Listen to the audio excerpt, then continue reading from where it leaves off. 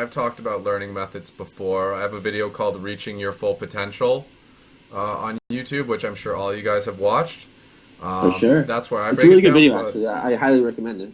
Yeah, but why don't you go through kind of how you study? Maybe like 3 different study methods you have, so we don't spend too much time on it. But I mean, that's a pretty important question. These are people who want to learn, they want to get better. So Yeah. why don't you kind of tell them what your recipe was, and then it's on them to actually go make those glorious dishes with the recipe. So I would start by watching just training videos. I think like that's a really good place to start.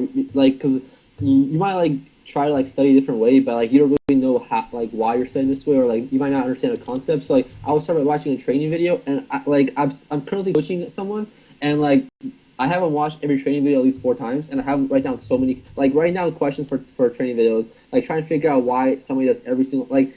I watch the training video separately, and I write down my own questions for him, and it's like really small pause that he doesn't even like he just like skims through, and I ask him why he did this, and then he's just like, oh, because this. I'm just like, what about this, and just like really like analyzing everything, and like I think that's a really great place to start. Just like he's watching like 50 and 100 videos, and like he thinks he's probably like decent enough to grind like higher stakes, but like I make sure that he like really understands every concept thoroughly. I make sure he just really knows what's going on at all times, why every play is being made, why something's right, why something's wrong, and that's just how you get better.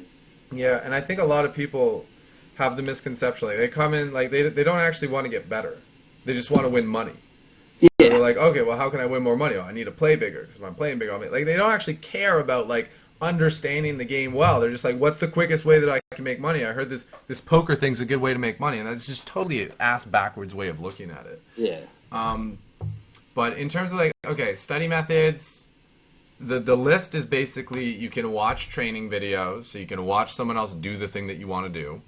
You can study theory by either reading books, watching presentation style videos, or attending seminars, whatever, reading forums. You can discuss, you can do critical analysis with other people where you really try to break things down. And you can play, you can actually practice, you can go through the motions. In terms of really breaking things down, you can also use equity calculators where you're really getting the technical stuff. So that, there's theory, there's practice, there's critical analysis, and there's emulation, which is watching other people do the thing that you want to do. And a mix of all is generally best, but the big thing is to know everyone has a different learning style. Some people learn better visually. Some people learn better auditorily. Some people learn better kinesthetically, which is actually going through the motions. So those people need to play poker. So in terms of like what's the best way to learn, it actually depends on who you are. Like a guy like Griffin Benger, he learns by playing. He learns by playing poker. A guy like me, I learn by watching theory videos. A guy like Charlie, he learns best from doing critical analysis. And like you want to do all of them, but whichever one you get the most benefit from is where you should probably spend 80% of your study hours, and you spend the other 20 hours on the other things. Now, if you're a total beginner, I think books are a great place to start because the theory is solid. You want to make sure you're getting solid theory, whereas if you're watching someone and you don't know how to gauge whether or not that player is good or bad, you may be picking up bad habits and bad tendencies without even realizing that you're watching someone play who's not that great.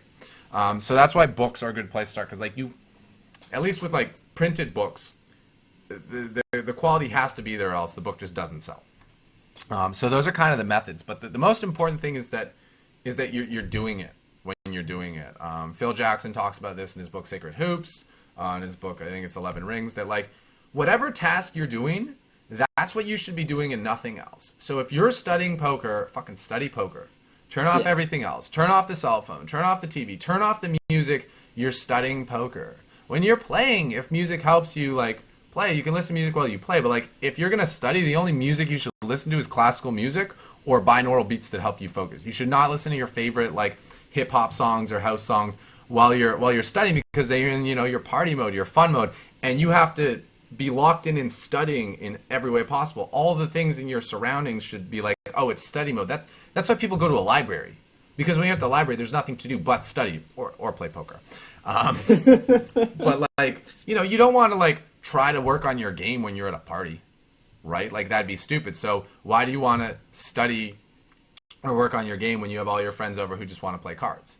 Things like that. And just being like really honest. How much are you actually studying? How much are you actually working? What is the quality of your play? What is the quality of your sessions? Rank it from 1 to 10. If you're hitting all 10s, you're going to improve way faster than the guy who's just banging out 2s, 3s, 7s on a good day. So that's kind of, I think, everything about study methods that we could get into without doing like a full-fledged video. But like I said, I do have a video that covers a lot of that. It's called Reaching Your Full Potential. Search it on YouTube, and I think that'll cover it. So everything you just said is something that like Fedor holds like stresses like so much. Like he talks about how big studying is, how you gotta just stop doing everything else and just do nothing but that. And this guy is the best tournament player in the world right now, so I would probably listen to that. Yeah. If you want to be Fedor, you got to do what Fedor does. And what people don't realize is that Fedor didn't get good by just showing up and playing poker every day. He got good by spending tons of time in the lab. And most people, because they don't see that behind the scenes, are like, oh, it's just poker. He's just a natural. He knows how to run good. No, the reason these players are good is because they spend hours and hours and hours pounding out the spots and just getting so specific on everything. Yeah, like him specifically, his sample size used to be like really, really, really low compared to most regs because he just focused on studying so much. Yeah. And like he understood like what he had to do, and like that's how he got so much better, so much faster than all these other guys. Yeah, and I think that's honestly the optimal way to do it is like spend your time studying, and when your game's really good, then put in the volume. What's the point of putting in tons of volume if you don't even have a high expectation? Yeah, like, makes no sense, right? The main reason to play early on is to solidify the concepts that you learn. So you're like, okay, I understand it, because to read a book about football does not teach you how to catch a ball, right? At some point, you have to go catch a ball. But once you caught the ball, you can read more about the strategy, you can watch more film, but you'll get more out of it because you actually understand what the material is talking about. So your first sessions should just be to reinforce and understand concepts and practice. But when you're like going hard on volume, that's when your game should be rock solid. That's why I play 1 day a week, because I want to study. Once I feel my game super sharp, I'll probably add in Tuesdays and Thursdays. But right now, what's the point? I want those hours for studying. I don't want those hours spent wearing myself out for a medium expectation. No, I want to be sharp, ready to go, ready for battle, and just be fully prepared to put in a lot of volume on the most profitable day and in the most profitable tournament. And what happens every Sunday? You just fucking go deep in something every fucking Sunday, and you play such a small sample. That's because you put in so much work studying. Yeah.